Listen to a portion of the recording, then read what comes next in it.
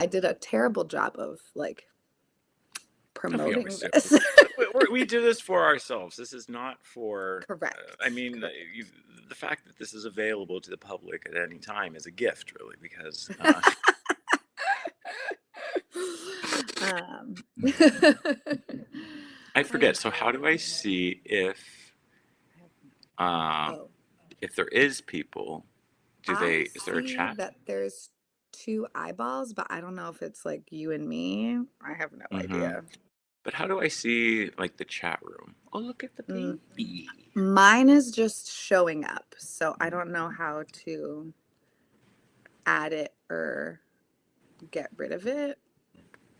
You know what I mean? Like I just see it automatically, but I don't know what it looks like on your end. Well, maybe I need to get out of full screen. Oh, Oh, there it is. Okay, studio chat. I'm not in full screen. Show. How do I make this? Oh, there we go. Okay, now we're big. Okay, do we officially start? Do I do it? I mean, do you want let's wait, a little bit. First, I want Okay. to say, what was I going to say? I'm excited to see you. Oh, yay! I'm like Kirsten. I just can't. Why don't I Hi. say? Why don't I see that? I don't Oh, know. there it I is. don't see it. Comments. Why isn't a private chat? We met when I was in I assume, I don't know, that handle looks slightly different, but I'm pretty sure that's because it says ATX, so that I think means Austin, Texas. Kirsten, okay. She's very These sweet. Kirstens are out of control. What's it called? I was gonna say something. Oh, I'm excited for you to come in I August, forgot what yeah. month we were in right now, to be honest with you, but I'm excited for I you know. to come. Me too. I booked my train. I gotta book my hotel, but yeah, I'm excited to see you. And yeah, I'm seeing my a friend from the UK who I haven't seen in like 14 years. So I'm seeing her one day or afternoon, but otherwise I'm open. So make some time for me. Yes, cute. I don't know how to like Look at my guy back there. respond. You see that? Oh, cute. My gal is right here making biscuits. Well, yeah, and you've moved since the last time you were on the internet. That's right. That's right. Fresh Well, I plate. mean, I guess that's a lie. You're on the internet all the time because you're on Instagram, but YouTube, the last time you were on the YouTubes. Yes, You've yes. got a fresh background over Fresh there. background. It's like YouTube ready. And I was with a friend YouTube yesterday. ready? Well, I've been YouTube ready for forever, but it's a matter of coming back, Stephanie. You know how this is. The people want you, Adam. No, they want us. You're not consistent. It doesn't count. Just because you post 2 videos a year doesn't mean you're in it. I feel like doing this video. So, first of all, it's really, really, really, really, really, really, really, really difficult to do anything when you have a toddler. This is dragging on forever. Well, it's getting worse and eventually it will get better. But I guess you're right. That's not really an excuse because there's lots of people that have toddlers and still post content. So I'm the problem, but No. that's fine. I'm feeling, good. Women in Translation Month is coming up. Maybe I'll make a TBR. Maybe I'll post it. But maybe I won't. Will you read the books? Absolutely not. Well, maybe. Absolutely not. My goals, I never made a goals video this year, but like my goals are much more realistic, or like my TBR for the month is much more realistic than it has been in years past, but I'm still not getting there. So, but It's okay. that's okay. But that's just where you're at. You need to stop like beating yourself up. Like this is I'm just not the pace beating in which you. myself up. Oh, you are. No, I'm not. This is what the amount you read, and this is what you have time for, and the fact that you're able to read anything is a gift. It's a gift that little monster allows you any free time to even pick up the shortest of novellas. You mean that perfect little angel? Well, What? he's angel most of the time. Yes. All of the time. Most of the time. Most of the time. Yeah. Most of the time. Yeah. Okay. Well, I feel like we've waited a suitable amount of time. Do you want to Mhm. start? What, I have to do the introduction on your channel? Oh my gosh, I'll be honest again, I do kind of forget how to do the internet and videos a little bit. Hey, hello, welcome, viewers. My name is Stephanie. This is my YouTube channel, technically, and it is still here, Mhm. theoretically. And we have a lovely guest next to me. I don't know which direction you see him, Mhm. but look, there's Adam. From There's Memento Mori. a memento mori. Yeah. What the channel still the archive exists. The archive. And I'm so thankful that this ceremony that we do, this tradition, gives me an excuse to just even pop out my head like the groundhog once a year, and talk with Stephanie about where we are with books. And yeah, it's it keeps me tethered to the community in just the smallest of ways, and sometimes that's enough, right, Stephanie? Yes. Yeah. But what are we doing? What are we here for? Oh, we're here to do the mid-year book check-in tag, I guess, Yeah. or mid-book freakout tag. I don't really remember what it's called. There's the tag where you answer questions about your readings so far in the year. And we Yeah. have some questions that we will answer, and we'll talk about some books. Exactly. And yeah, a way for us to touch base on our reading year. And as per Mhm. tradition, it's Stephanie bitching about how little time she's had to read and feeling guilty about the short books. I don't Um, feel guilty about the short books. I like the short books. I you think it's posted. impressive. I think it's impressive if an author can accomplish a lot in a small amount of pages, okay? No, I agree. I appreciate the art of a short novel, but again, when we're pumping them into our veins to tick off something on a Goodreads or a bubblegum pop chart or whatever the hell we're doing, What's a bubblegum pop chart? Isn't Oh, that one of the the child bubblegum lesbian pop chart, bingo Pop card Sugar Reading challenge? Challenge. I Pop don't sugar. do it anymore because, yeah, the challenges, I'm just not interested. Yeah, yeah. Not interested anymore. Okay, so question number one. Shall we Yeah, start? as always, ladies first. The first question is, of course, the oh no, how many books have you read so far this year? Is that what we start with? Yeah. Okay. Yeah. So Yeah. give us a snapshot of the reading year. 23. Okay. However, 7 are technically picture books. So 16 real books, quote, Yeah, yeah, yeah, yeah. unquote.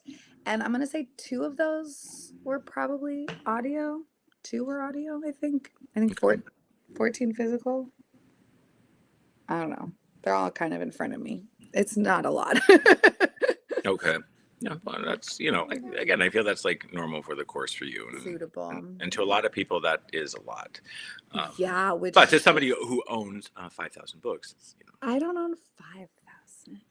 Like did 3. those bags, at least the first round of bags, exit the book?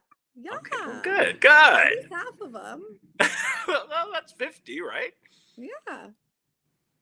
Yeah, they left my We'll do a house. lie Oh, detector I'm test later. sorry. That's a lie. They haven't actually left the house. They're in a box underneath that chair, but they're ready to go. I'm ready for them to leave. Hasn't it been like a year? What was that? It was October? almost a year ago. Yeah, it was Wow. October.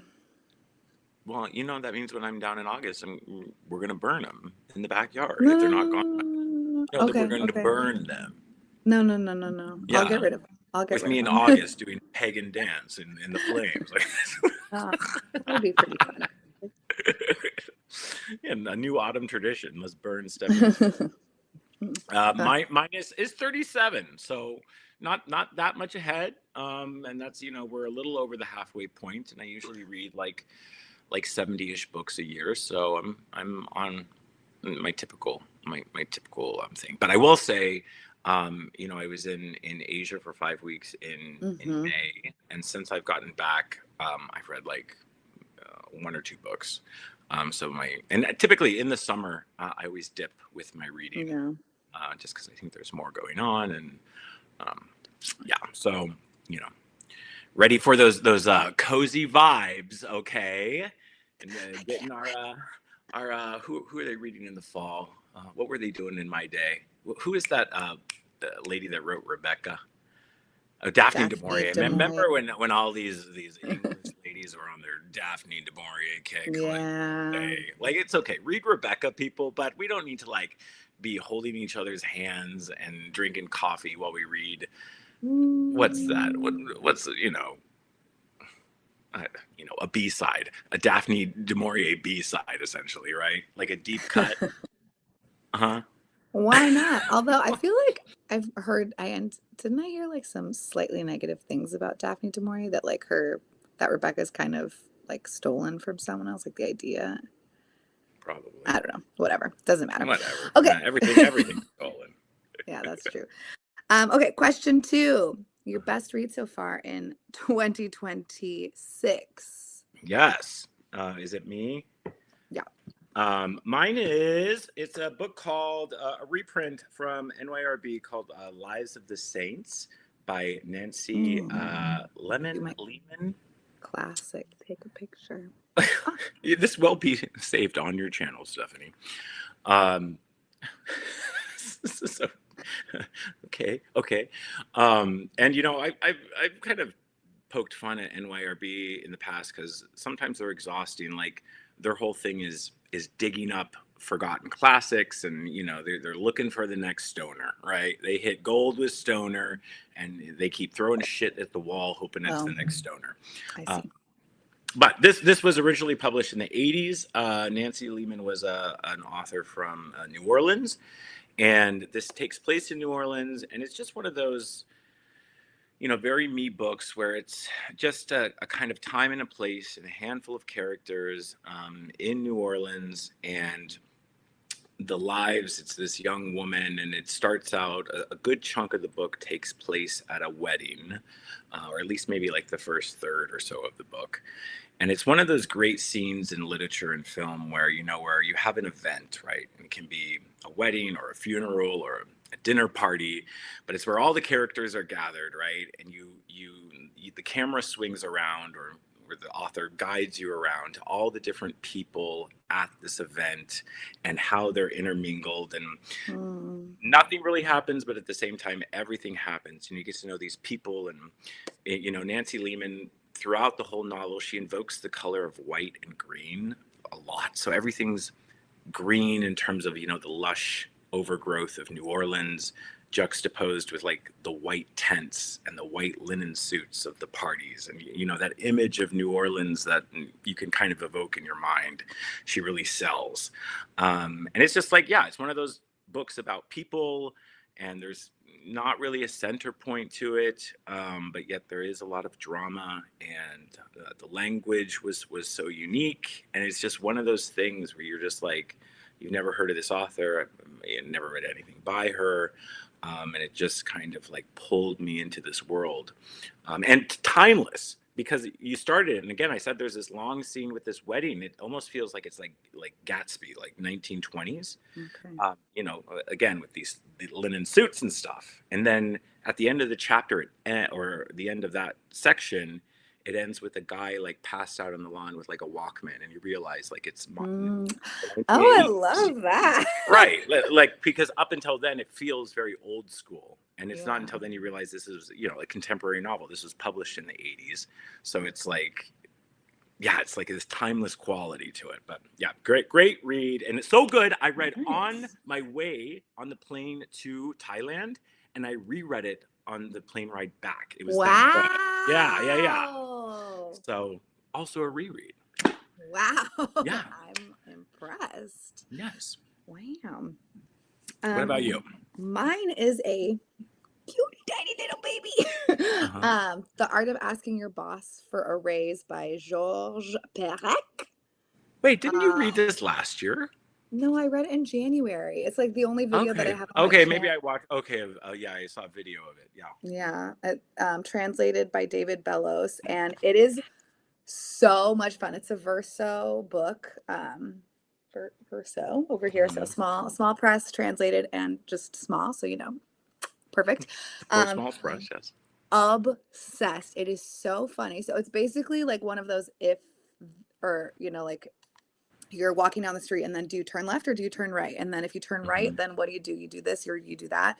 And so it's about him wanting to ask his boss for a raise. And so like, what does he do? He goes to his boss, but the boss isn't in the office. So then does he talk to this lady at the desk, or does he go back to his desk, or does he do a round? And it's just like every kind of possibility that could happen, but also time is moving forward, so it's not like a repetition of the same moment. It Mm. is literally moving forward in time. It is so much fun. I think I personally, I don't really know how to phrase it, but my favorite thing in literature, in movies, in media is something that's like plays with form, I think. Mhm. And Sure. there's something really just like the way that this is written is so fun. And I really like an A to B to C to D storyline, just it's fine. Like, and I read Yeah. those, but it's just a story. Like when you have something that makes your brain work a little bit Sure. harder and it's just like a little bit more spicy, you know. I don't know. I just like it was so fun. Um I haven't because I'm not really buying much. You know, I have a huge stack from Indie Bookstore Day, but like in Yeah. general, I'm not really buying a lot. But I Yep. want every single book that this man has written. Like it's so funny, it's so weird, it's so I don't know. It's just so much fun. Nice. Well, I loved okay. it. I'm picking up a copy when I'm down there. I Is loved it. I don't know if you it- can find it in this. I mean, maybe it's at Powell's or something, but I definitely bought this from like the website from the Oh, really? company. Yeah. Okay. Where are they based out of? I don't remember. Verso. I should know that since I'm like so obsessed with, you know, where all these small guys are from, but I have no idea. Hmm, well, It says well, Edinburgh, printed in the US by Maple Press. I have no idea. nice. Nice. Well, and I But bet that was like so we'll fun. talk about calculations later, but I'm guessing that's Yeah. like a nice kind of combo, right? In terms of, Yeah. I mean, they're just so different. It's I yeah. because again, this is the time is moving forward and like Mm, the way the language changes so it's not quite it's a totally different vibe because it's like a right. satire, funny, like Mm, silly jaunt versus like a, you know, on the calculation of yeah, where yeah, it's like yeah, yeah. slightly Sure. more atmospheric and, you know, Cerebral. yes, cerebral. Yeah. Yes. Yeah. Yeah. Okay. Fabulous. Love it. Mhm. All right. Well, you're up again with the best Best nonfiction that nonfiction. you've read. I've only read two nonfictions, It so narrows it it down. wasn't hard to pick because one of them I didn't really like. So Showa, Volume 2. I finally Oh, finished this. nice. This was on my cart of shame. So I feel really pleased that I finished something off the cart. And yeah, it's just, you know, the second volume. So in this one, what is his name even? Mizuki. He ends up going, like he ends up being in the army. And it like is talking a lot about or a lot about is wrong, but you know, him and what he's going through. And again, I mean, like the main downside of this, I guess, is that there's like a lot of like names of generals and people, and I have no idea. Like, I'm not going to remember who all Sure. these people are. There was a really cool section. I don't know if I could find it off like just flipping, but there was a really cool section that showed the different like categories of Japanese soldier and like, you know, Mm. naming that like visually was a pretty cool kind of representation. But it's very like the artwork is really fun. There's, you know, like this like more cartoony guy who's like the narrator of the story, and then there's the more realistic drawings of like the actual war pieces. And then there's also some like more kind of, so this would be like a section with him, so again kind of more Mm. cartoony. And then there are like pictures too, so Oh, it's oh, nice. So yeah. when you read it, like these illustrated histories, essentially, do Mhm. you leave them feeling like you've learned about the actual historical events, or do you feel is it more like a personal story within it? Yeah, so in general, most like nonfiction graphics that I've read have been more like personal. So like, you know, Persepolis and, you know, Hmm. Arab of the Future. And so it's more of like a, again, a feeling vibe of what the person is going through. Right. And so those are the parts that have stuck with me. I think this would probably be really more like it would not more interesting, but I think that if you had a good background of like Japan during this time, it probably like those things would stick more. But again, there's so many mentions of like different, like commanders and people, and it's just like that's definitely in one ear and out the other. There's a note section in the back, so it describes who the person is. So Mm-hmm. in the moment when I'm reading it, it's interesting, especially if the person like, committed suicide or was convicted a war criminal or like, whatever. Like, so it in the moment, it's interesting those pieces, but those are not the pieces that stick with me. The pieces that stick with me are his personal story. And I did kind of spoil it for myself. There's two more. There's 3 and 4. And I did spoil for myself what happens to him. I forget what compelled me. I think I was starting to get nervous about him, which makes no sense because he survived enough to write this story, Adam. So I shouldn't Yeah, well, be that nervous, but it's really interesting. And yeah, like people are getting sick and all that stuff. So I'm really enjoying it, and I'm gonna keep. I have the other 2 on my shelf, so I'm gonna keep going. And it probably would lend itself better to like me reading it kind of like in quicker succession as mm-hmm. opposed to putting a lot of space between. But That's not your vibe. So we like Stephanie likes to let things breathe, yeah, Yeah. I like to let things breathe. Enjoy, prolong the moment. Prolong the moment. Good. Oh, I All right. definitely am into that. Mine is, I think I remember chatting with you this on Indie Bookstore Day, but it's Things in Nature Merely Grow by Ian Lee, which I think since won the Pulitzer this year for nonfiction or memoir. I don't know what category, but it is, under the category of grief memoir, which is not my thing typically. And it is the story of Ian Lee, who is primarily, before this, was known for her fiction writing, but is since now, this huge nonfiction writer. But it's about her 2 sons, both who committed suicide. One was like 13 or 14, the first one, or maybe up to 16, I forget. And then 6 years after that, her second son killed himself at 18 or 19. He was in college. Both by train, by jumping in front of the train. So it's very sad. It's incredibly sad. And what I liked about this novel was, of course, I felt the things you should feel, which is sadness and empathy. But I also was very disturbed by the book because Ian Lee, as a mother, as you can see, this is quite a slim book, right? So there's a lot that's not said. It's a lot about the aftermath of particularly the second son's suicide. And, Ian Lee describes it. She doesn't like the word grief because grief is something that has a phase where she calls it like an abyss, right? She's kind of lost in an abyss. So there's a lot that's not said in the book about these boys or about the situation surrounding them. Right? Like she's very upfront there. There's a husband involved. And at the beginning of the book, she says that upfront, she's not going to talk about the husband. She mentions stuff like she herself went through mental problems and tried to take her own life while the boys were alive. And she herself was put in a mental facility. And she gives very cryptic things about the boys. Like she says one of them would feel too much and one of them would think too much. But again, a lot was not said. So it leaves, and this is not this is actually a positive, but it made me think about Ian Lee and her place as a mother and her role in the lives of these 2 boys, and also like the role as an author of writing about these 2 young men, right? And her like responsibility in talking about that situation.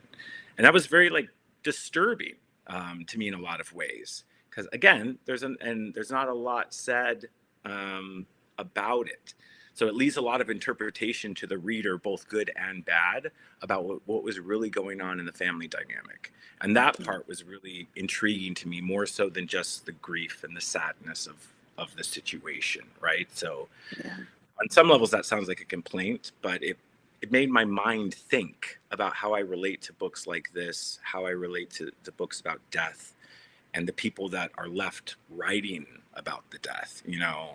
So it was super impactful. I know it, like, especially you as a mother of a son, it would kill you. Yeah, it's But heartbreaking. yeah, but I think, you know, again, it's short. It's very emotional, but it really left an impact, especially someone, you know, I've never been like the Joan Didion Year of Magical Thinking, and that those sort of books just aren't typically my thing. But this really stuck with me. So easily like the best. But I Mm, also know people who didn't like it. So, yeah. um, but yeah, an uplifting nonfiction for the year. Hmm. Very. Yeah, Okay. Four is best reread or sequel you have read, sir. it's you're up. Or no, You go. am I up? Oh God, why am I can never do this? So both reread and sequel. How do you like this? Volume 3 and volume 4 of Oh my Calculation. gosh. I reread You're volume. so right. I've made it a tradition. Of course, if you haven't been following Stephanie and I, considering we don't post, we've been working our way through the Calculation of Volume, which is a 7-part series that's slowly being translated and published. You know, hey, there we go. And they're up to book 4, and they're releasing like 2 a year. The next one will be out in November. But again, it's the story of a woman who takes a business trip to Paris, and she it's a Groundhog's Day. She keeps on waking up into the same day on November 18th, and the book is about her trying to figure out what's going on, trying to get out of the day, ultimately accepting that she's stuck in the day, and how she relates to that. And I don't, and you know, it's one of those things where we can't have like a discussion really about the book because it just spoils it. And part of the joy of the book is seeing how this author takes a very limited premise and is able to stretch it out in the most incredible, unique ways that differs drastically from book to book. Each book has felt, you know, very different from the past. And without giving too much, you know, I read volume 3 last year, and it was my least favorite, just because I felt it took a very closed in concept of this woman being stuck in a day, and it started opening that up, which of course we have to do to keep this book series going. But I think, you know, both you and I can agree we really connected with those early books, which were more kind of internal of the woman, right? And as it's grown, it's kind of gotten larger. But book 4, again, even larger. But I reread number 3 and I liked it a lot more the second time. So I'm looking forward to rereading this one in November before the next one comes out.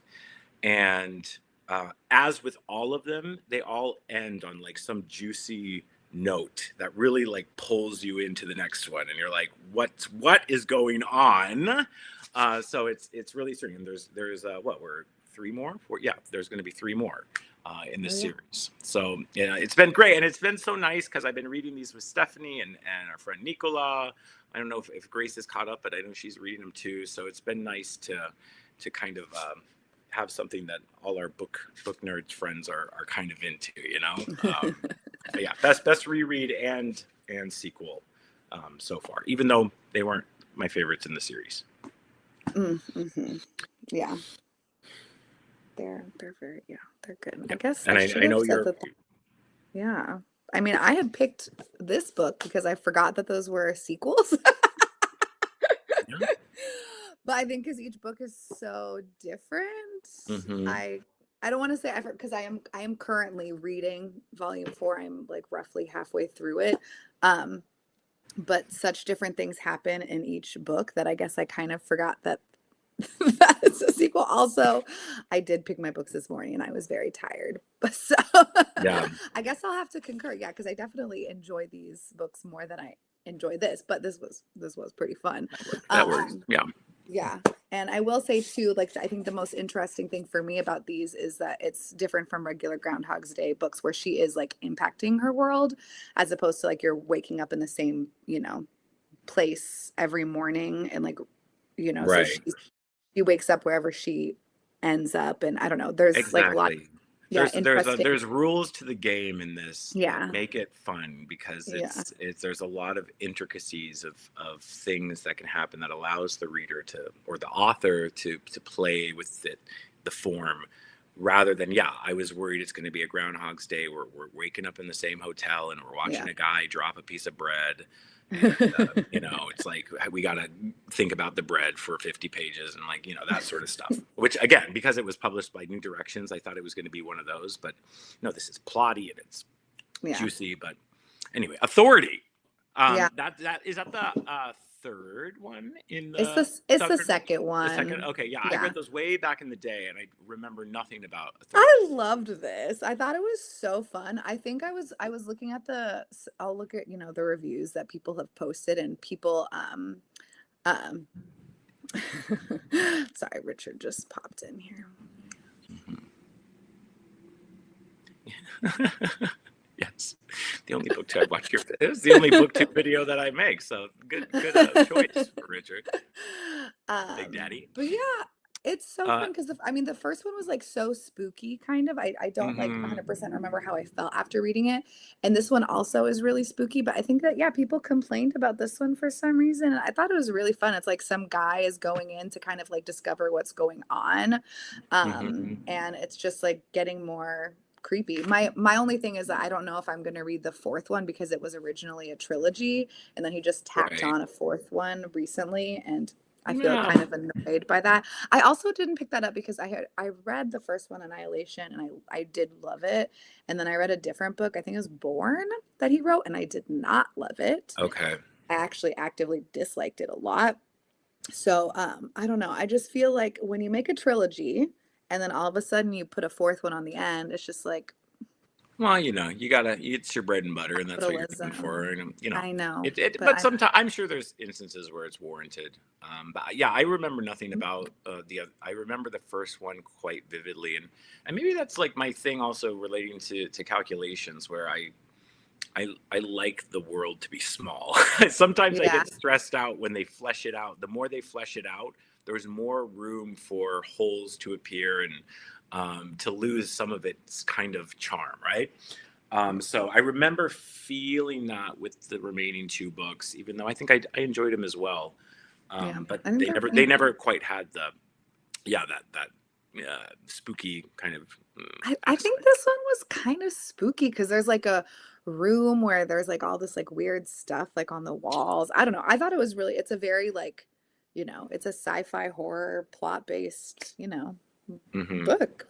The Yeah. atmosphere is just right for exactly what it is, and I really liked it. So I'm just happy, that I'm also making progress on a series. No big deal. Wink, wink.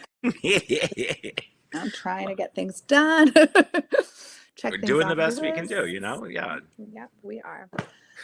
Um, Cool. okay. So the newest release. Uh-huh. So technically the newest release that I read was I listened to an audiobook called That's Not My Name. But we're not going to talk about that because I didn't like it. I also read these. Oh, They came out the same month technically. So Strange Buildings these are by hot. These are hot. I Everybody's am reading these. I am very, you know, I know what's up. Just kidding, I don't. I picked up the first one on accident at Barnes and Noble, and then I thought it was really fun, so I picked up the second Okay. one. Are they I think connected or are they're mysteries? they're both mysteries. They're not related like plot Hmm. wise at all. But this is just like a bigger. It's bigger, as previously And mentioned. Like are these that's what new? happens with Are these series. new? Or are they like older reprints of? They came out. I think this came out in 2023, and then it was just printed Mhm. in 2026. So in Japan, it came out in 2023, Right. and then they came out this year in the States. But I think they're super fun. I had a really like heavy. I was just like reading lots of Japanese. I read another Japanese what's it called?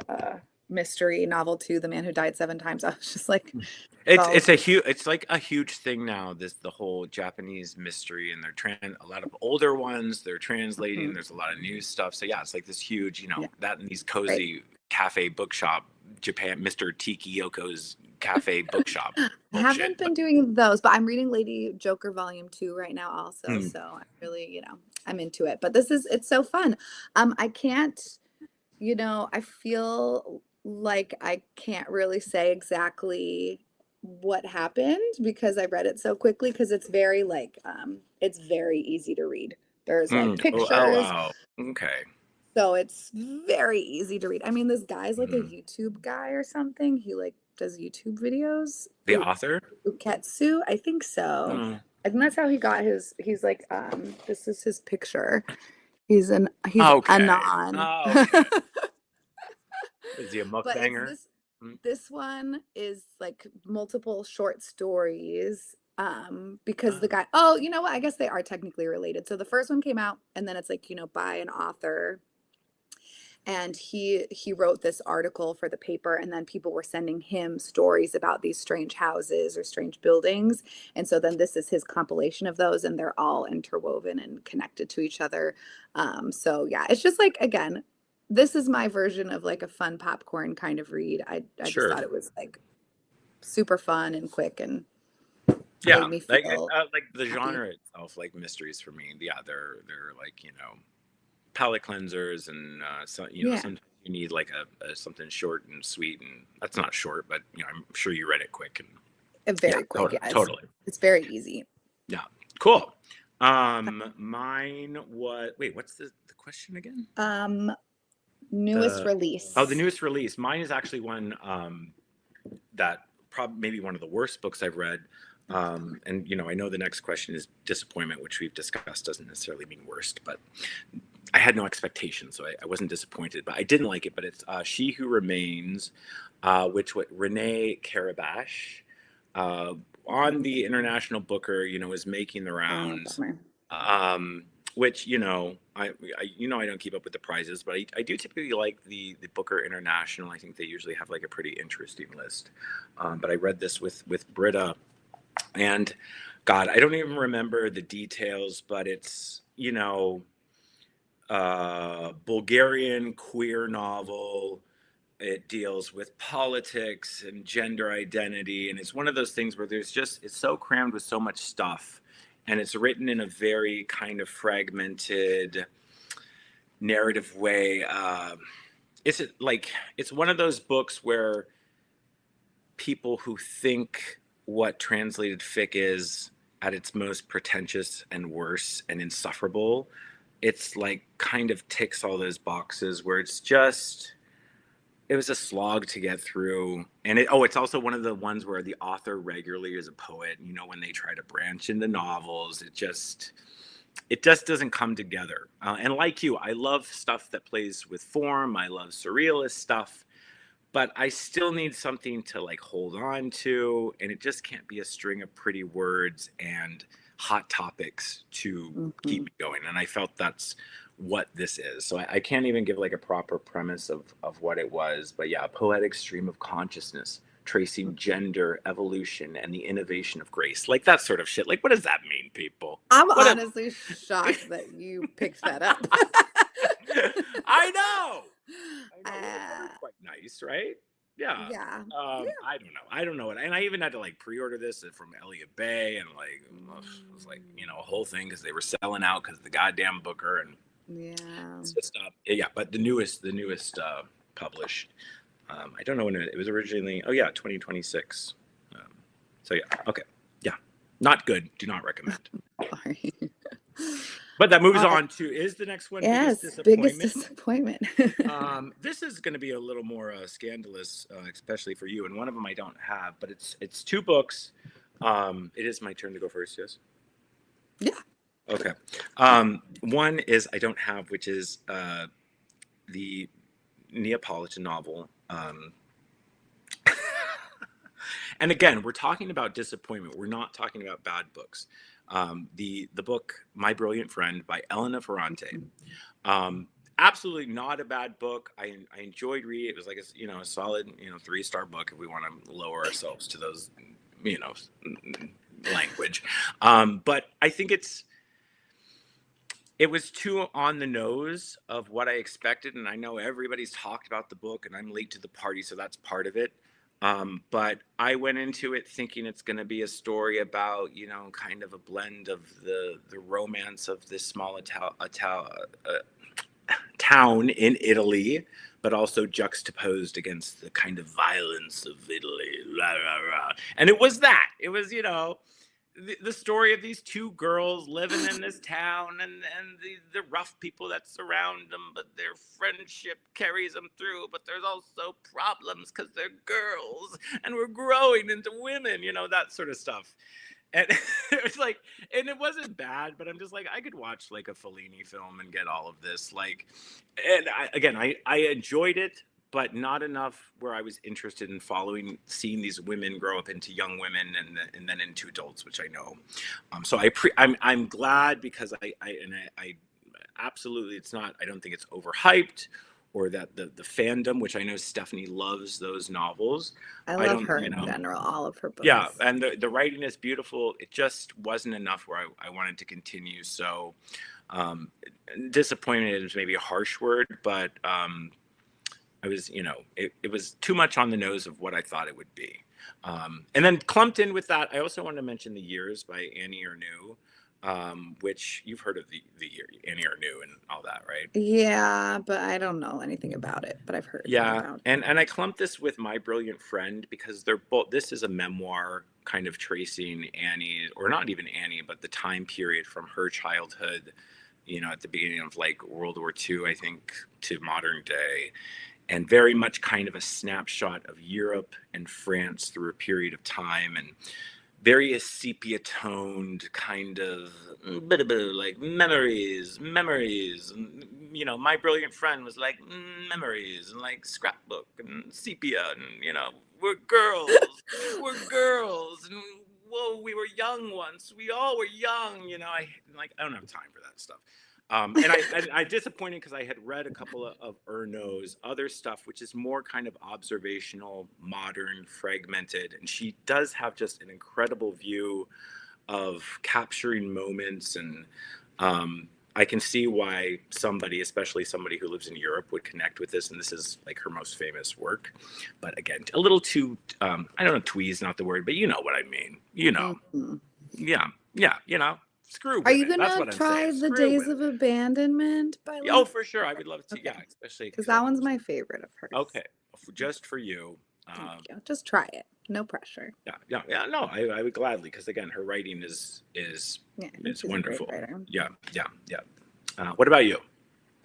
Mine is also for my cart of shame, and it is Boy Mm, Erased, a memoir of mm, identity, faith, and family by Gerard Conley. And this is the story of a young man whose family is very religious and he is gay, and then they try to send him to conversion camp. So, very mm, disappointing because I was hoping that I would not be bored and feel no emotional attachment. Like I feel like this is a mhm, pretty horrible thing. Yeah, pretty horrible is maybe an understatement. Um that's like so fucked up basically that this mm, happens, and this happens like, you know, all over the place, all the time. I'm hoping and assuming it happens less now that we're in 2026, but you know, I don't know how Christians move about in their lives, or at least I should say specific Christians, you know, because I think it's mhm, like evangelically kind of, they're Baptist. So I was hoping to care more, and I don't know. I think that this could be a me problem because I started it and then stopped reading it and then was like, I'm gonna finish it. So I came back to it. So it's possible if I read it all like in a shorter period of time. I do think that each book has like the right amount of time that it takes to read it. Like I think a book has mhm. a time that could be too short to read it and a time that's too long to read it. So it's Sure. possible that I just took too long to read this.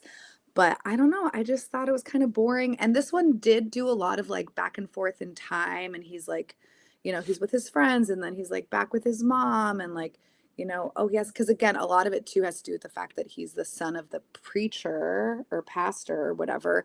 And so there's like a very specific type of, you know, like pressure and weight on the family to behave and act a certain way. So it's like Hmm. more like upsetting to his dad that he's gay maybe than if he was not the pastor. I don't know. Hmm.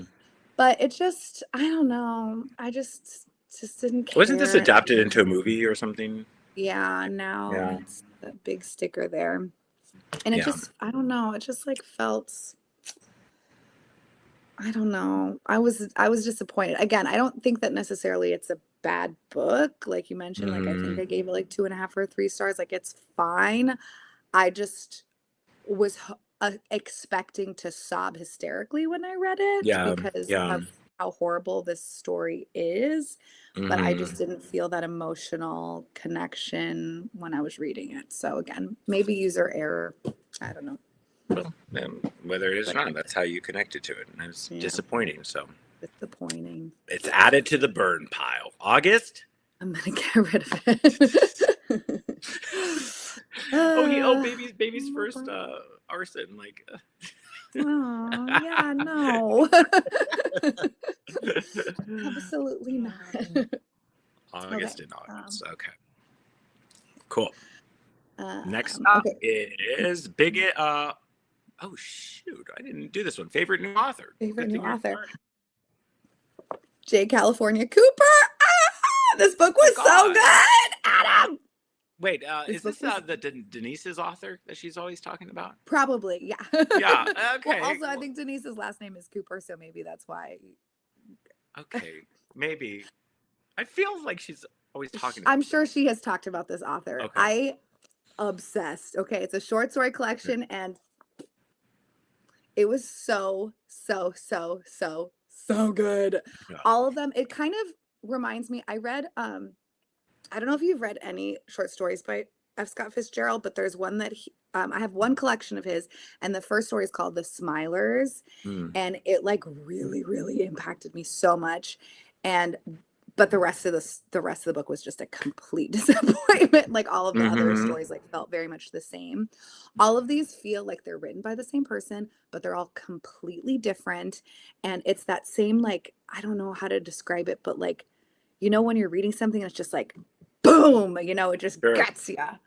And that happens in almost every single one of these stories. I will say the last one is the weakest for me for this collection. It's called Spooks, mostly because it's Hmm. kind of about a woman who, I don't want to talk about it because I don't want to like put it off. Like I don't want people to be put off by the rest of the book, but Hmm. it's like supposed to be a funny, silly, and she even put an asterisk on it. I don't know if you saw it, but the asterisk says, authors note this story does not pretend to be serious, written in a moment of relaxation for a little gift of humor. So it's, again, my main complaint about that story isn't the Oh. content of it, but it's just that it's Just so view it different. like a bonus material. That's what it sounds Yeah, like. exactly. It's not like a good representative or like a good last taste, I Mhm. think, of this book. But they are so good. They're Now, all is just about, Cooper primarily a short story writer? I think so. I have another one of her books that some love, some time, some pain. I don't know. I have Okay. another one. It is a short story Yeah. collection. So I think That's that she is. that's good to hear because it's one of those authors that is always floating around. You always put off reading. I have, right. So that's cool. I will add it to Strong, it. strong recommend. One of them was The Watcher, hilarious. It's about a woman who is literally watching people from the window and like, oh, that Mm-hmm. person's doing this and like da da da whatever. But like while she's talking to you, like you realize her life is really like completely falling apart because she's like Mm-hmm. so nosy and judgmental and like in other people's business and just like different types of love and people like leaving and coming home and relationships. And it was so good. I'm so Nice, happy that I finally read it. Ew. nice. Well, that'll bump it up for me. I didn't do an answer, but I was sitting here thinking, and it sounds ridiculous for saying favorite new author, but I started my year with a trio of Virginia Woolf, which I had only ever read To the Lighthouse years ago. But I started the year right. The first three books I read were Mrs. Dalloway, reread To the Lighthouse, and A Room of One's Own. So it never really dove into Woolf. And it was it was just a really wonderful way to start the year. And I talked about with Ferrante how part of the disappointment was it was too much of what I thought it would be. There wasn't any real surprise within it. And it's funny, particularly with classics, right? We feel, even for the classics we haven't read, we feel some ownership or knowledge of the story. We go into them thinking we know the gist of what it's going to be, right? Just because Mm-hmm. they're so ingrained in, Mrs. Dalloway is so ingrained into not only the world of literature, but the world of art and period, right? So I was just really taken aback with how different Mrs. Dalloway was. Have you read Mrs. Dalloway? Mm-mm. Oh, No, I would like to read them, but because they are stream of like I think that you have to be really like intentional and focused reading yeah. those books, or at least that's the vibe that I have, Well, and I not that there was right maybe the surprise because I thought Mrs. Dalloway, maybe you don't know, maybe you do, but I thought it was about a woman who goes shopping for flowers and she, is walking down a street and she looks in the window at her reflection and then it goes off into some kind of, fragmented woman thing, but it was that was part of it. But the book, and I don't have it here because I didn't prep, but Mrs. Dalloway is not a huge book, but it had this really rich cast of characters, particularly a couple really interesting male characters. And while Dalloway is definitely the center, it's about so much more than just this lady buying flowers. And yeah, just it was really cool to have a classic like that surprise me. So it made me excited. I'm excited to read Orlando, um, and just to revisit those books. So yeah, what, what does this mean, huh? What, Virginia Woolf's doing fine, okay? She's down in frickin' Miami. Uh, like I heard she's writing a sequel to Dalloway. Yeah, which I hope the world doesn't get too big. But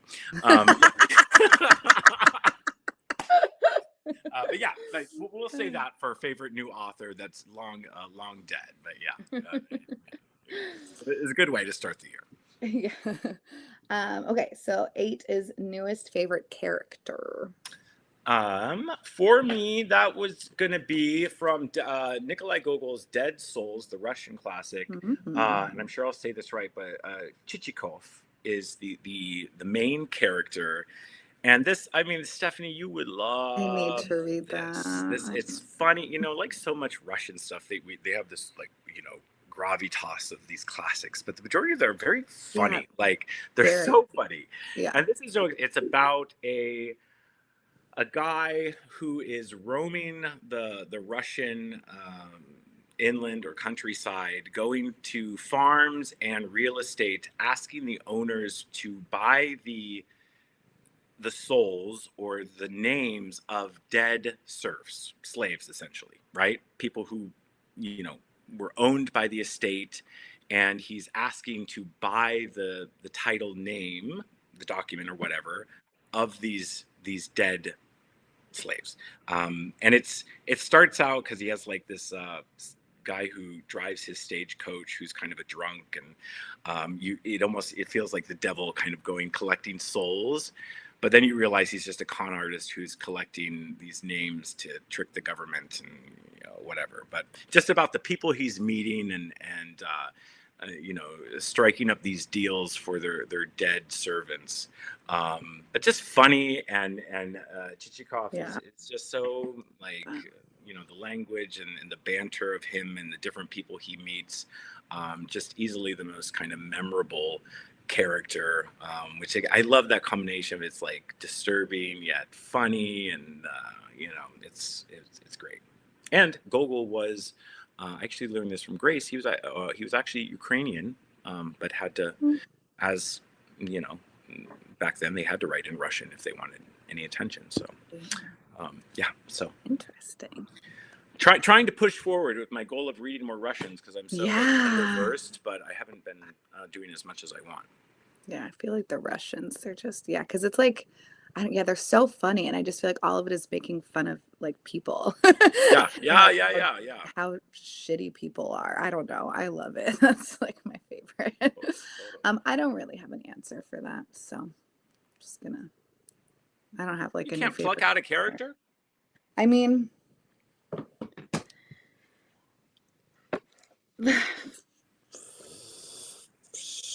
yeah, I mean, my favorite. No, no, they're all fine. There's, I don't have You got a anyone. fictional crush?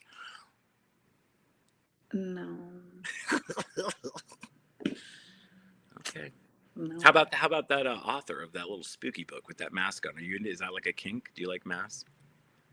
no. Hmm? Absolutely not. Well, I don't know. Is that too much for your channel to go into that topic? Just, not correct. I don't know what to tell you. Strange house. Yeah, I don't really have. Okay.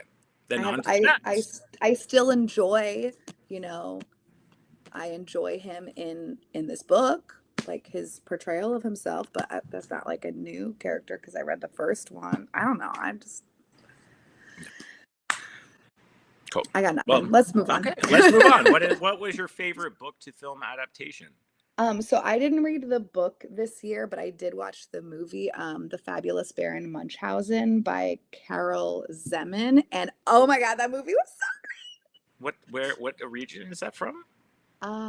I think it was Polish. No, I don't know. Oh I shoot. feel like, do I own that? Is that a Criterion? I think I definitely watched it on Criterion, probably. It was so good. All of our movies where are they from?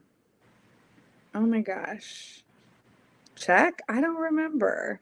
Oh my gosh, I'm so bad at things. But this is the cover of Oh gosh, yes, I have It's this. it's Yes, so Stephanie, I have the box set of his stuff, and oh it's incredible. It's my incredible. gosh. So which again yeah, what happens in that one? Is it the undersea one? No, it's I forget like who the like what the name of the guy is, but there is a guy that lands I on the think it's Russian. moon. Yeah, What? I think it's Russian, right? I The don't director? think it's No. Russian.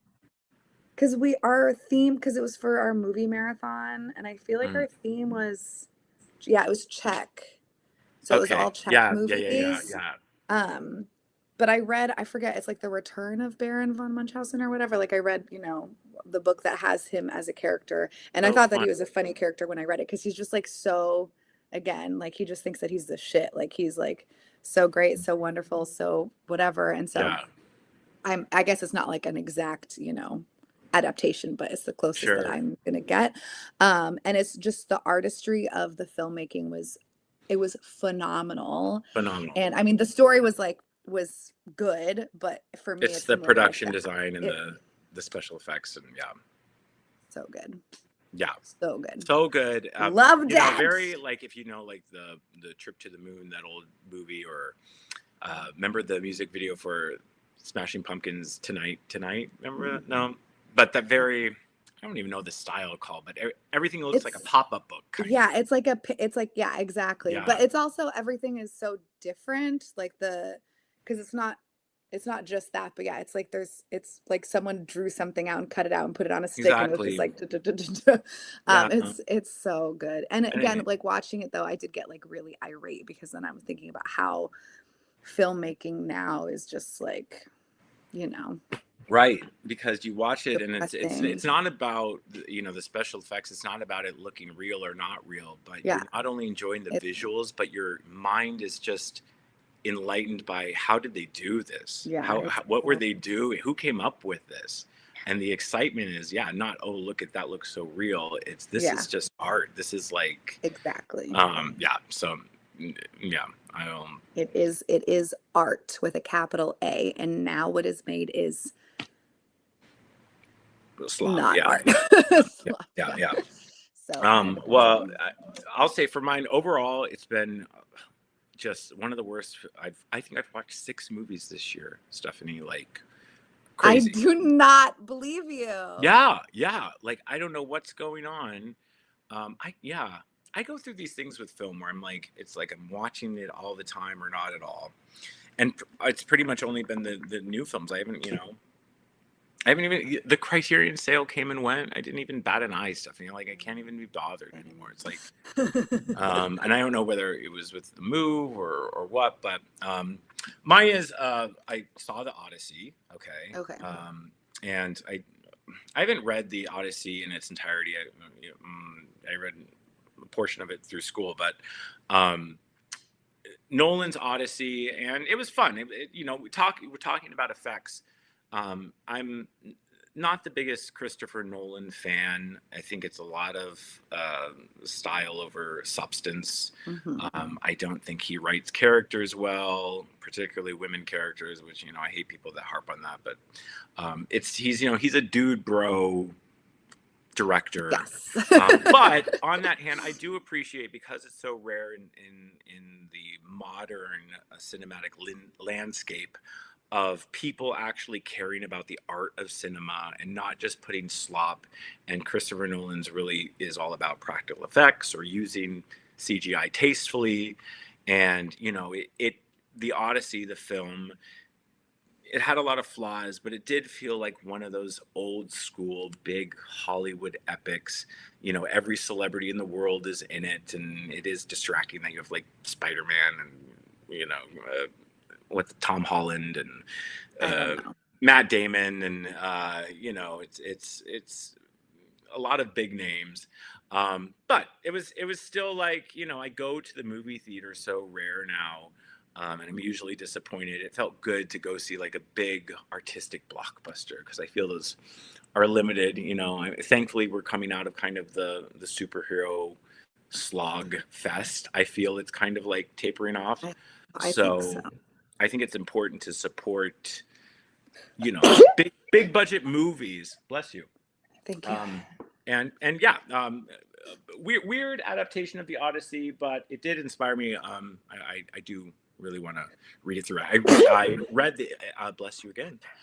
I read the Iliad 2 years ago, and it was just like one of the best experiences of my life. So I need to dig my heels into the classics more. But you'll eventually see the Odyssey. Yeah, are you interested in it?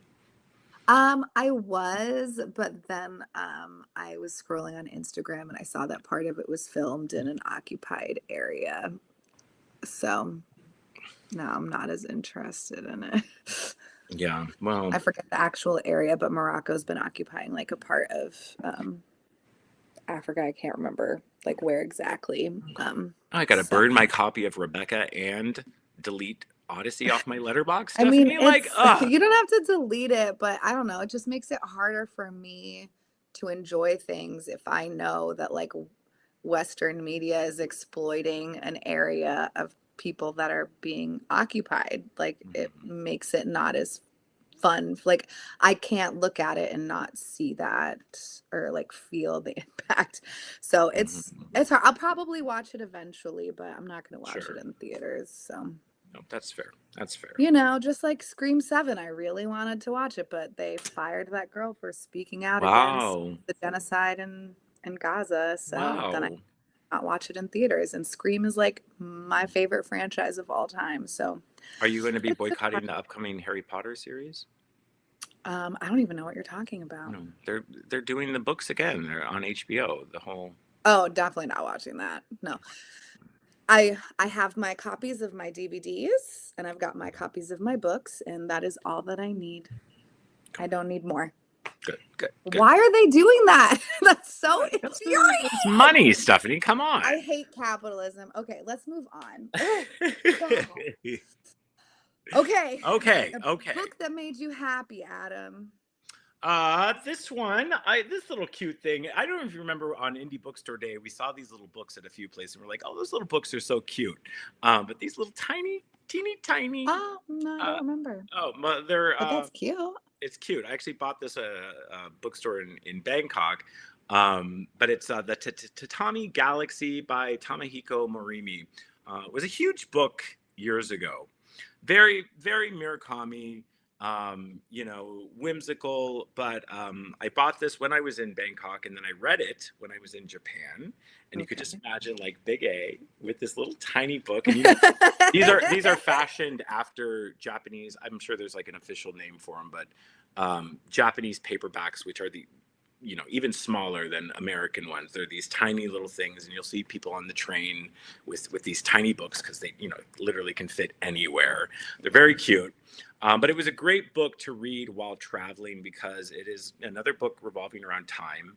And this time about a young college student. I forget his name, but a college student in Kyoto who has this really kind of weird best friend who kind of looks like a demon. And it's the book is split into 4 parts, and each part represents his life depending on the school club he chooses. So there's one that's like a chess club, I think, and one's like this underground society, and like school. Depending on the group he aligns himself with, his life goes in different directions, yet similar things in each story happens. And there's a Oh, that girl. sounds so fun. It was fun.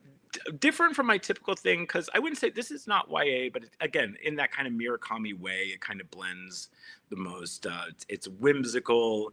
It's the title character is a young man, and the language is very boyish. Murakami's kind of boyish kind of thing. I don't know. You've read enough Murakami to know what I'm getting at. Very like modern Japanese man, but also kind of Western in his outlook. And great. Again, I was traveling, reading in a lot of different places. And because the story was kind of repeating itself, it lent itself to kind of, reading it in a chaotic environment, because you knew the general story of each section and the characters. So you could just kind of like dip into it and not overthink it. And yeah, just it made me happy to travel around Japan with this cute little book and, look cute, Most important is that you look cute. Of course, yeah. Oh boy. What made you happy? Mine was a book that I got from you. Oh yeah, we talked about this. Yeah, so festival. It's technically 2, I guess novella is. I don't know like what the markers are for what the category is, but Festival and Game of the Worlds by Cesar Aira, translated, I'm gonna assume, by Catherine Silver, since her name is on the back.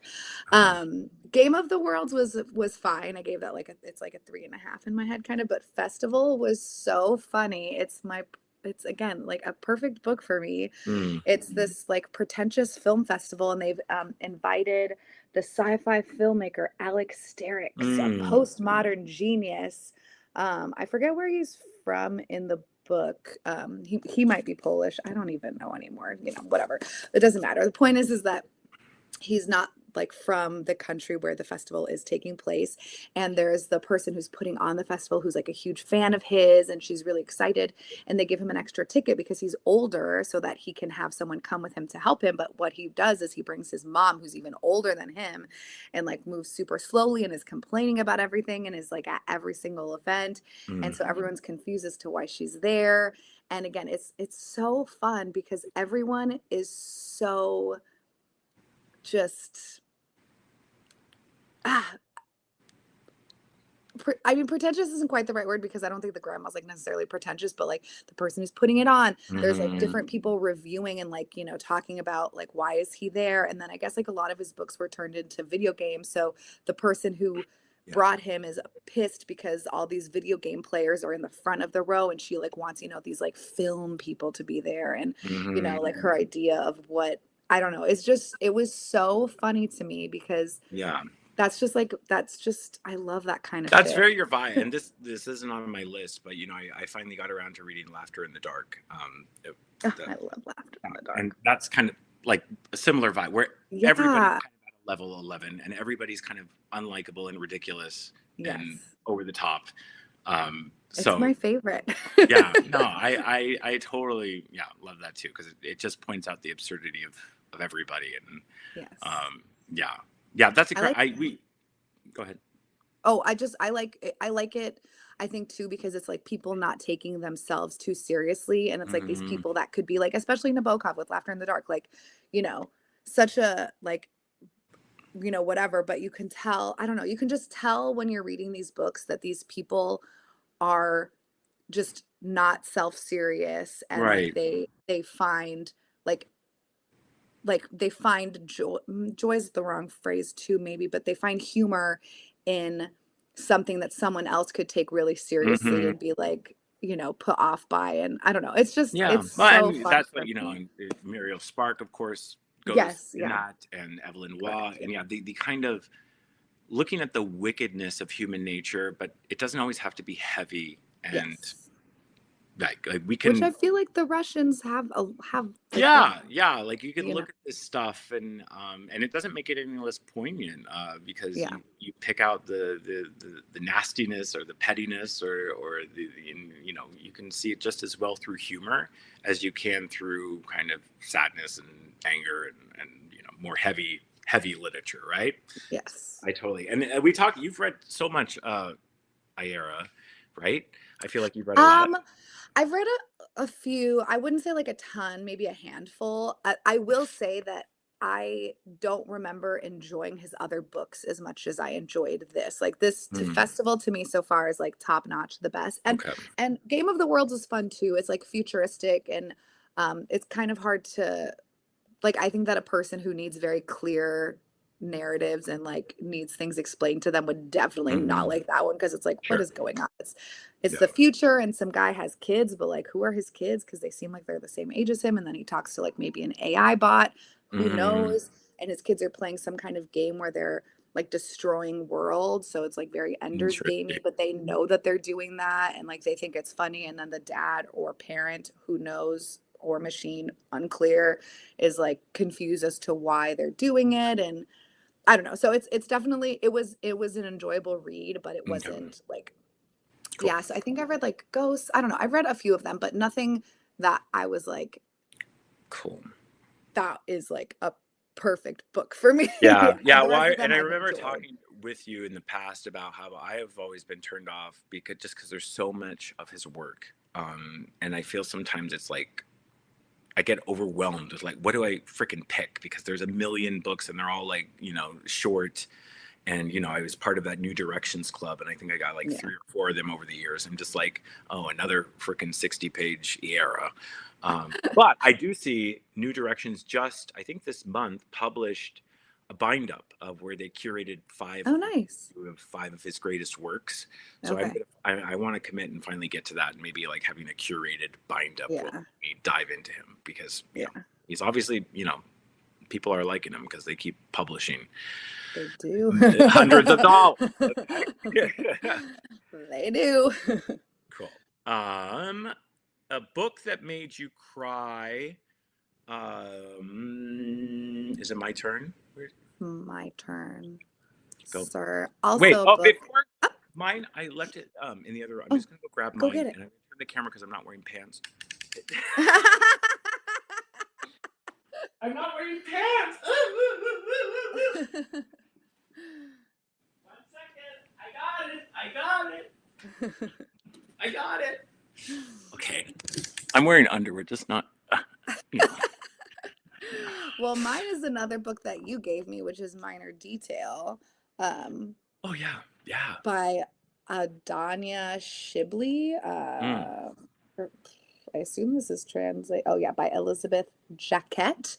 yeah. Um, this is another book that took me way too long to actually complete. I started this last year because it's super tiny. Hmm. Um, I think I got stuck at some point. So this book is, you know, two different stories. I get, well, they're connected, but the first is about the kidnapping and raping and murder of a Palestinian woman by Israeli soldiers. And then the second half is this Palestinian woman who's trying to go and like find out information about this story.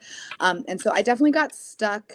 It's actually really interesting because again, like the main like commander Israeli soldier that we're following in the first section, he gets like bitten by some kind of spider or some kind of bug Mm, that makes him start to go a little delulu. And so I thought that part was funny, that he was going a little bit crazy, but it was kind of mm, hard to read, I'll be honest. It was really difficult.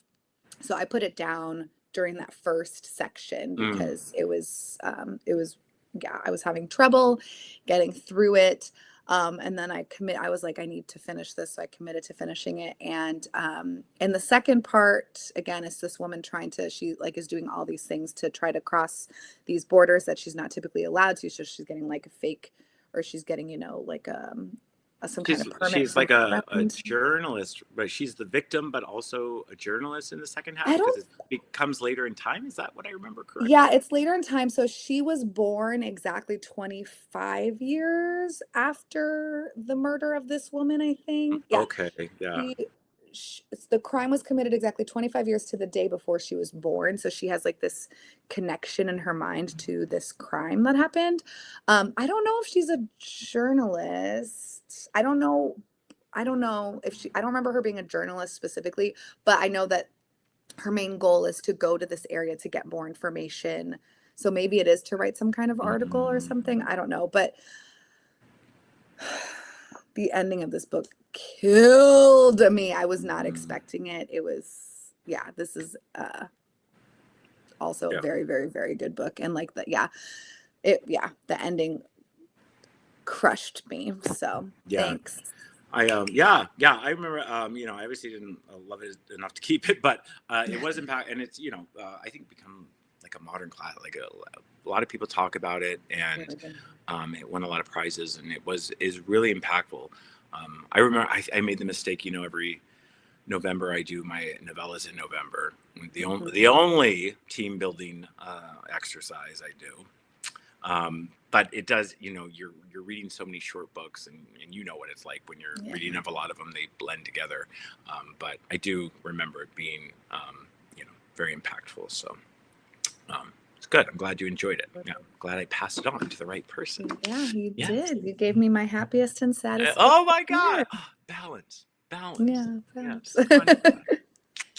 Mine is actually one I'm not done with, but I do want to mention it. It's King Leopold's Ghost by Hmm. Adam Hochschild. This was like a big book. I don't know, Yeah, it sounds like, familiar. like I don't know. When was this published? 10 years ago or something? 1998 is when it was first published. So it's a while Wow. ago.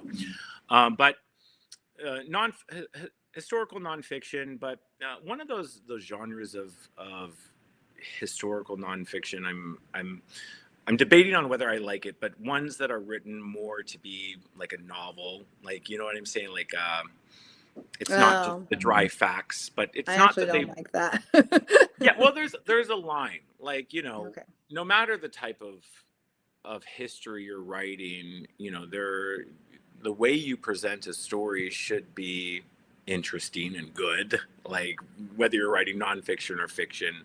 But there can cross a line where it's like, King Leopold woke on a rainy day and blah blah blah. Like, okay, how do we know this? And I don't think that this book doesn't dive into it that much, but there definitely is like that thing where it's like entertaining. But with that said, it still is, um, grounded in truth. It is a real story. But at King Leopold, I don't know how much you know about him or what he Mm-mm. did, but he was the king of Belgium at the turn of the century. And this was a time where everybody in the Western world was trying to colonize anything they could. There was a mad dash, particularly in Africa, right? Where all of Europe and beyond was trying to cut up Africa for parts and take it over. And every leader of every country wanted to colonize wherever they could, right? And King Leopold, Belgium was a small country in the international stage. King Leopold was a minor player among it. And, if you took over a land, that was a way for you to feel like a big, tough guy, right? Because your little old Belgium now is controlling the Congo, which is where he, took over, and he had this vision of turning Africa into this, Christian paradise, and the same old story of colonization. But it's actually one of the biggest genocides. There was millions of people killed. Um, one of the unspoken, like massive genocides of our age, or that age, and it's just this, the characters, and it weaves in a lot of the inspiration for Heart of Darkness by Conrad came from players within this kind of story of King Leopold, and just a really sad, typical sad story of a man and their addiction to power and what they'll go to do it. It's just like so insidious, so infuriating. Men. Yeah, yeah. It's and it's crazy that not a lot of people even know about King Leopold or what he did, when it's millions upon millions of lives that were erased, and yeah, it's good. Again, still debating whether I like this genre of history, but I do appreciate. I mean, it's a page turner, even if it's very disturbing. But Yeah, I would like to know about that, but I have such issues with nonfiction that's written like that, like The Devil in the White City, or right, I yeah. can't, like, And I feel oh, it's the coming back. What's November that shit? Rain. What's that book now with the ship on the cover that everyone read, like I the have no boat, idea. the pirate? I don't know, but it's a whole thing. I I think and that's also signed like a middle-aged man now. That's like such a dad book. Like I don't know. I don't know. I don't know. I just like I want the facts, like what happened. Yeah, we need to I learn don't our history the old-fashioned way, like through yeah. graphic novel. People, okay? Show us. Uh-huh. What is this? Listen. Akira. Okay.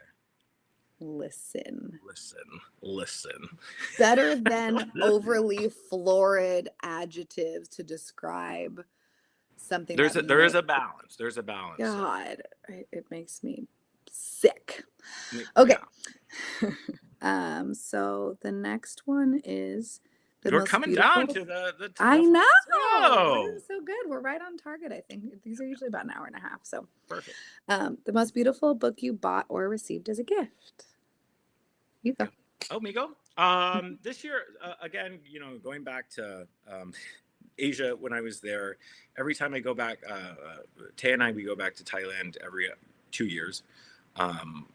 And every time I'm there, I buy a Thai book, or a Thai language translated from English into Thai. So like Okay.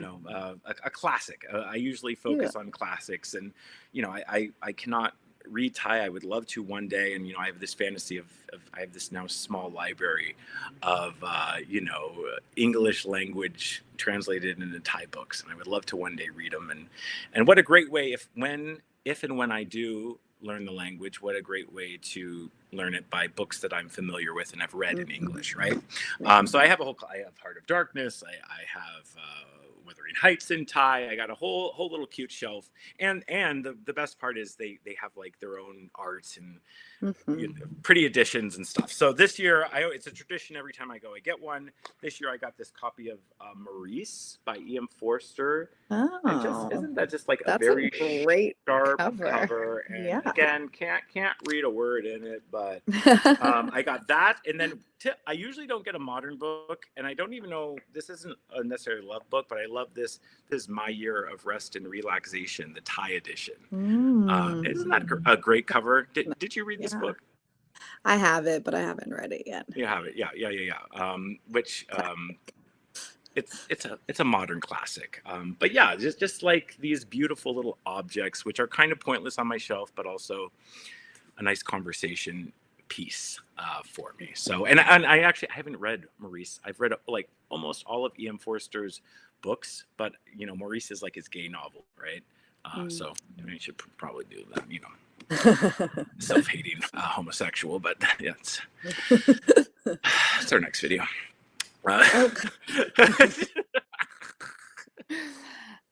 Hold on. Now I don't know. Mine's like not that exciting. Mine was more like the presentation was really exciting. So Jake ordered this book and I got it, and it was very nice. Like it came in this beautiful box, and it had like, like the packing peanuts, but they were all like hot pink hearts. And so it's called How to Die and Other Stories by Mike Monteiro. And I don't know, it's like one of those hardcovers that's like kind of Yeah. dangerous No, that's around a cute. toddler with greasy fingers. You know what I mean? Yeah. Well, I But it don't know, but exists. yes. And it had, you know, he like inscribed it to me in August. Oh. And I think Wait, so you that went to an event, like the book launch? no, this arrived to our house in a box. Oh. So Jake had ordered this for me and I mean for me, and then he like wrote, you know, who to send it or who to inscribe it to. But I think that the designer of the book is someone that he went to school with, possibly, and that's why he knew about it. Jake is like somehow connected to either the author or Mm. the book designer or something. Mm-hmm. So that's why he wanted to support them. So he sent this, but then also it came with these little fuck ice whistles that are Oh, so cute. Aren't they so cute? So cute. I need to add them. I need to add one to my keychain so you can Oh, whistle. that's nice. There's a lot of coffee shops in Seattle that have like ice whistles, like Yeah. giving So away I for free. Cool. yeah, so I don't know. I thought it was like again, it was more it's not necessarily because I'm like, oh, this is the most beautiful cover I've ever seen. Obviously, it's like, you know, it's Sure. nice, No. but it's like, you know, fairly basic, but it's more like the whole presentation and Yeah, and then the like sentimental the attachment to it. yeah. Yeah. And again, I think it's like an essay collection. I can't remember um the inscription or whatever says because there is joy in my heart no AI was used in the making of any part of this book, which makes me sad that we have to be saying that, but I kind of think that he had like a really tragic terrible thing happen, and I think that's like you Mm. know part of this. So I do really I'm hoping that I can make sure I read that soon. I'm trying to kind of read the books, like the books that I've read, I feel like are books that are either like new to me this year or things that are on my card of shame. At Good. least that's what I'm trying to do. Yeah, Um, and as you mentioned, and I've been the same way, is you're not buying a lot of books. yeah. It's I've I mean, I've bought in like 30 books so far this year, which is low for me. And again, the yeah. bulk of those were from Indie Bookstore Day. So it feels good to Yeah. you know not have a crazy amount of stuff coming in. Yeah. Yeah. And I'm going to try to do what you're doing with like keeping track of, like, I'm going to write down the books that stay, you know, like that I've purchased but haven't read, like the ones that I've purchased and are staying on the TBR Yeah. And past also, yeah. to try Yeah. to like, Yeah, I don't to, know. to really get a gauge of what's coming in and what's going out within a year, Yeah. it's Cause really I just helped. have, yeah. And I just have so many books. It's really, really, really easy to just forget about what I've gotten. So, Yeah. Well, uh, how do you feel when I'm down there doing like another call? I'm not interested. Okay. Okay. Okay. Just I put it. can't. I'm there. I'm putting my service out there, and I What respect. I what I need is to be more intentional with my time and actually sit down and spend at least 30 minutes a day reading. Because again, I don't mind ditching things, but I just feel like if it's on my shelves, like I need to, Mhm. like I just feel like I put it there for a reason. So I want to at least try, but I need to be, you know, strict. Yeah. And I do keep picking up things that I think I'm gonna like. So then I don't know. Well, yeah, and like you've stopped the flood of stuff coming in. That's like step one, right? Yeah, It's not adding more fuel to the flame, as August would correct. say, right? Uh, And I am trying also really hard, like if I'm adding things, like I'm trying to be like, okay, well, if I'm adding things, then some stuff has got to go. Like it's not just sure. adding. It's Yeah. that's when things are getting Yeah. taken out. So I mean, I'm at such a low amount of book, like this shelf, this everything, like everything. I have a rolling rack of unread in my closet, and you can see like a lot of it's not even books on there. It's incredible. yeah, I that's feel kind of dirt. crazy. And then I'm over here. This is one of many bookcases double stacked. So Wow, up to this guy. Well, I do have a couple books on my list. I'm gonna wait till I'm down in Portland, so maybe we can I want to, of course, we'll go to Palace, but I want, if we can go back to that cute store with that Collected British guy. Stories. Was that what it was called? I really want to go back there. Yeah, it's and, cute. and see them. That's a But good great. one. All right, Last question. question. The best bookish moment. Of course, it's going to be the same thing, right? Independent Bookstore Um, Day every year, and this year, I felt very frazzled this year because it was like right after, like a couple weeks after I had moved, and 2 days before I mhm. was flying out for Thai. So I felt kind of like more frantic than I usually am. But Yeah. Stephanie and Jake made the most incredible. I should have worn my shirt. But as always, it was so much fun, and even more bookstores this year. And yeah, I continue. Seattle is my city. It's my town, but Independent Bookstore Day Seattle is Stephanie's holiday. Okay, Stephanie and It's my Jake's holiday, favorite and now day. August.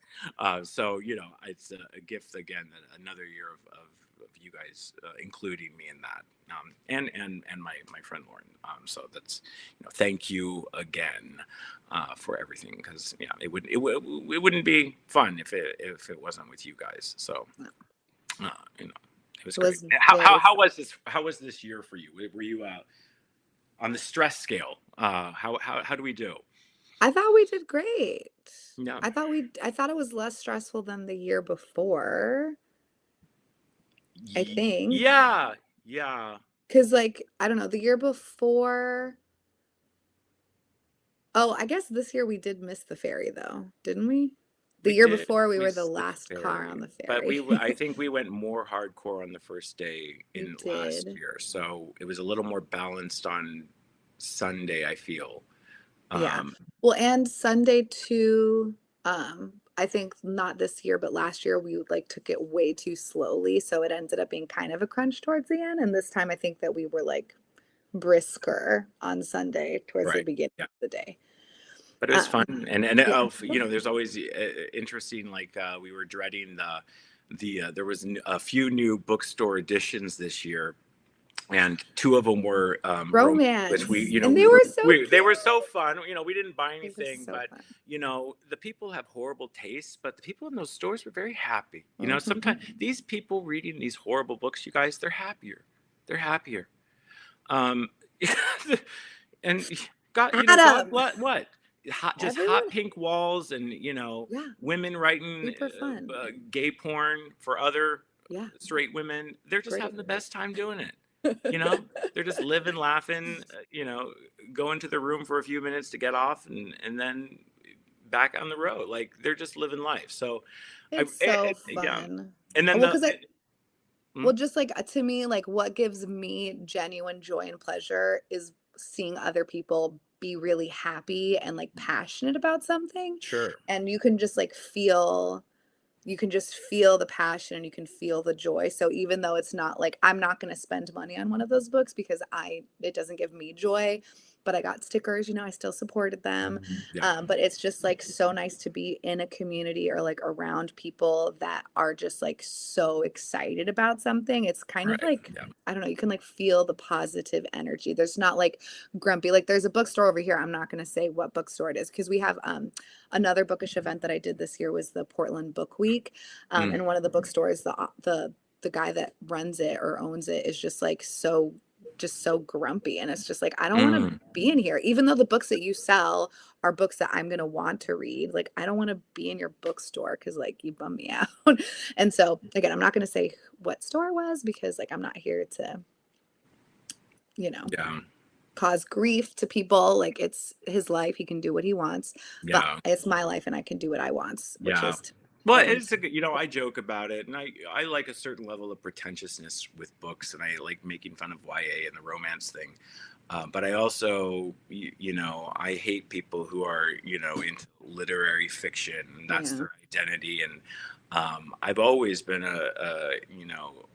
I like more from the outside pretentious or serious books, but I can still have fun with it, and I can still be joyful about reading, and like, yeah.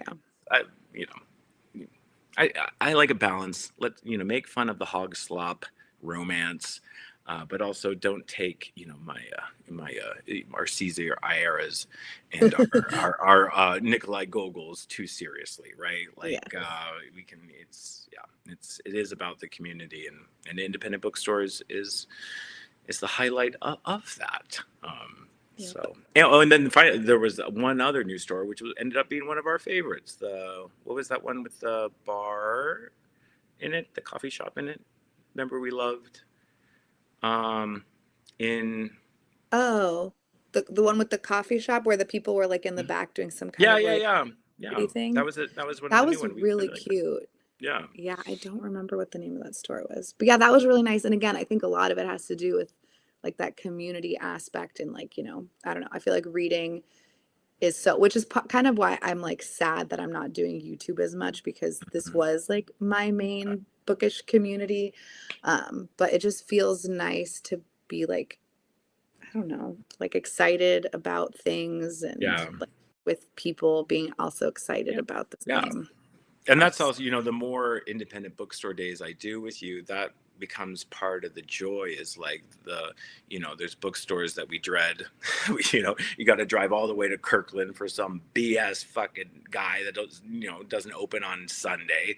And then, we bond over that. We get excited over, what is the new stores every year, Yeah. and creating the schedule. And again, I say we, it's all I Jake and create the Stephanie. schedule. Well, Stephanie creates the schedule, and Jake makes the schedule happen. So between you two, it's incredible. So thank you for another good year of memories. Yes, very fun. What else? Guess That's that's it. it. That's the I don't halfway know. point. Do you have any like bookish goals for the rest of the year? Just to get back to being consistent with it. I've mentioned before. I always base my mental health, or not my mental health, but my mental status Yeah. on how my reading is going. And if I'm not picking up something daily, I start to having to step back because that's my form of meditation, right? It's the only time I really allow myself to check out and focus on something. Yeah. So other than work and life and drugs and all that stuff. So so yeah, I just want to read more. But yeah, like I said, summer is always kind of dip for me. And autumn, we're gonna wrap up. We're gonna cozy up, and we're gonna Mhm. get our cocoa and dive back into it. What about Yeah. you? I might start like I'm getting like one night off a week now from like all baby related things, Ah, which I'm like really excited about. And I have spent them with people, but I mhm. really want to be like, I need to spend at least every other one just by myself somewhere reading. My Yeah. goal would be to just finish at least 5 more things off my card of shame. I need to do, I don't know where, oh, my bullet journal is here. Mm. It's really bad, it's just there's so many books on it. I don't know where my list is, but these are all books that I've Mhm. started and not finished prior to this year. And it's a hefty list. The Mhm. highlighted ones are ones that I've finished, and then I've DNF'd a few of them. But in general, I would love to work on that. That would be Mhm. really great. But it's hard because I don't know. Sorry, oh, my phone is ringing. So awkward. Yeah. So I would love, let's say a goal of 5, at least 5 more off the card of Mm. shame. Richard says you need to yeet them, which I don't know, is that a Oh, Gen Z term? time to And just start fresh. yeet them. I think yeet means like throw it out the Yeet, window or yeet, something. yeet. I don't Well, I know. mean, you did when part of the coal. You did take some off of the I did, card of yeah. shame. So So, I took off. Well, the problem is is that all the books is the most important? Are all the current books are they fitting on the cart? that's a great question. I don't know because I've taken some off. I'm working on like there's a Kurt Vonnegut letters one that I'm really, I love because I love Kurt Vonnegut. So Mhm. I've been working on that one. I don't think they might all fit on there. I guess that's a good Yep. goal to make sure they all fit. Maybe on just the two top shelves, make sure they all fit. But yeah, there's a few that are women in translation, so I'm gonna put those on my TBR for next month. Like I'm gonna try to find all the Yeah. women in translation and add those to next month. But a lot of them are like huge, you know, like yeah. Mhm. Well, I don't know. hey, maybe do you have a shorty? We could do a quick little buddy read, and I can finish it by the time I'm down there, so we can talk about something, That's on my card of shame. or or maybe something bought this year, or from the card of shame. I do really want to read. I have hold on, let me because I'm wearing pants, but they're short. Hold on. Ow! Oh, I don't have lots of. Richard, you shouldn't be here. You're not even a reader. I think this one's translated. I bought this one on Indie Bookstore Day. Nightmare of the Embryos. That looks like print on demand. What's going on here? Ah, it's New Directions. Can't I you know tell? they're sometimes getting real funky. It's yeah, it's Nightmare of the Embryos by Mariela Mer, translated by Caroline Fra. So it's Okay. a Swiss author and it's short stories. So I'm definitely adding this to my list. I got this one at Queen Anne. So that will be for sure. How many Okay. pages is that? It's Okay. Oh, 105 pages. That's well, we have doable. We'll get there. 4 weeks. So if you maybe you can send me a short list of shorties that are on your Yeah. radar, and be could have an impromptu Yeah, little. maybe that would be helpful. Like having, but again, a lot of, I'm gonna say 90% of the books on my card of shame are books that started as buddy reads that I never finished or were for book club that I never finished. So That's par for the course. But wouldn't you feel good to read a book and be able to talk about it in person yeah, with? that would be great. Let's Yeah. do it. Let's commit. Okay. Under 200 pages. Yeah. Okay. 105. Well, I gotta look into Okay, the I'll give you a list. You Swiss. can Yeah, pick. yeah. Give me I'll give like you a four or so choices. Okay. Okay. We'll have a little powwow. Sounds good. All Fabulous. right. Well, I can't. Thank you for another year of this. We did it. We It was did a it. struggle. Even I yesterday was like, should we just like do it later in the year? And like Stephanie's like, no, we're doing it. So we got our half year, a little over half year point. We banged another one. Hi, Natalie. Hi. And as usual, it inspires me to want to get back to video making, even though it probably won't happen. But you never know. You never know. Never say never. Yeah. My biggest like problem is that I keep thinking that I'm gonna vlog stuff. So like I filmed a bunch of clips on Indie Bookstore Day and then I Yeah, never yeah. did anything Yeah, with I it. feel like, is this your first year also where you haven't even done a haul of the stuff you got? Yeah. Oh, that's something we mentioned is that this was a huge independent bookstore day because it was the first time that uh, Stephanie didn't buy a book from every store. I think you bought at least a sticker or Yes, something. at least a sticker. But that's a good Hmm. point. It's my first year where I didn't buy a book at every single store. Yeah, and you weren't like depressed I wasn't. about At yeah. first, I was kind of like when you first started taking things off my shelves when you were here in the fall. Hmm. But then I was like, okay, this is okay. The world will Yeah, continue. Everything's yeah. fine. Well, Every you really get a lot of joy out of tradition and yeah. and And part of the supporting. independent bookstore day tradition was that you would buy a book, but Mhm. you still bought more books than you needed, and were able to support a lot of bookstores. So fake book tour. I think I only bought like 7, Richard. Um, but yeah, things can continue to change and evolve, and yeah, Yes. cool. Yes. I don't have to be so strict. Yeah, yeah, it's growth. It will be It's okay. growth. Yeah. Yes. Growth. So 50 books when I'm down there. We did 100 Cole last time, which I heard some of those books crept their way back into the shelf. This They time we'll did. do 50. So Okay. easy peasy. 25. Okay. Bye. Bye, everyone. Thanks for watching. See you next year, People who are here. Richard. And now Natalie Okay. came. Yeah, What do I press? End stream? sure. Yeah. Oh,